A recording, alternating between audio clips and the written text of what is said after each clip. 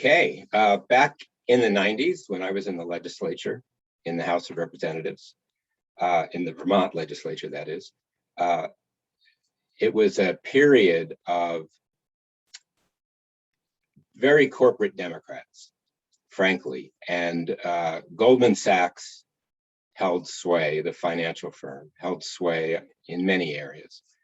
And they particularly decided that they wanted to get a lot of profit from what had been a very dull and staid economic element, but very large, the electric utility industry. And in line with other industries, they decided that it would be a good idea to deregulate the electric industry, put the consumers on what had been considered a monopoly, an inherent natural monopoly. That's what the utility industry was called, because you can't have multiple electric grids going down your street. What happened was that they went around to various states.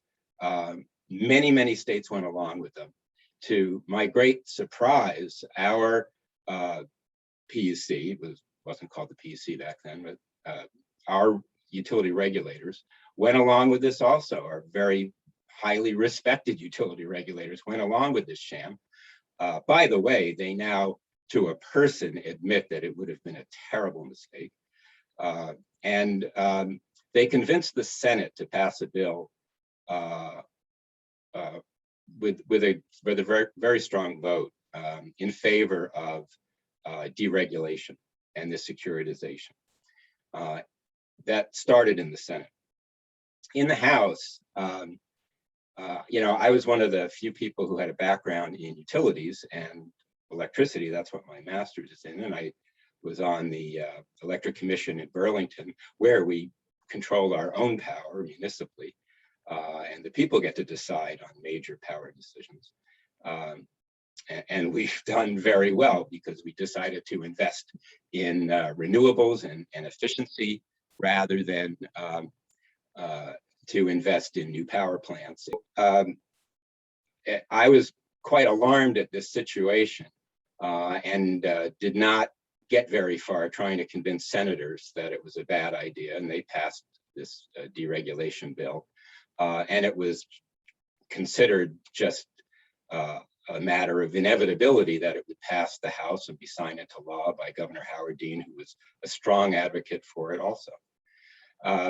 And what happened was that our former rather corrupt Speaker of the House, Ralph Wright, was replaced with Mike Obahowski, who was a Democrat, who was pro-labor, pro-family, working family Vermonters. And he had a hunch that this might not be right. So I wrote a paper and distributed to all the members of the legislature on what this would mean for Vermont and what we should do instead. It was called Repowering Vermont. And Mike read that, and we spoke, and he was more convinced that there was something maybe very wrong with this. And he did a great thing. He set up a special committee of the House, and it was a fairly large committee, had wide representation, tripartisan, of course, and it had myself and the leader of the Republican Party, Walt Freed, on it, and several other members. And by the way, it was only Republicans who voted against this privatization bill in the Senate. So that was fertile ground, and they were willing to consider that maybe Goldman Sachs didn't have our best interests at heart.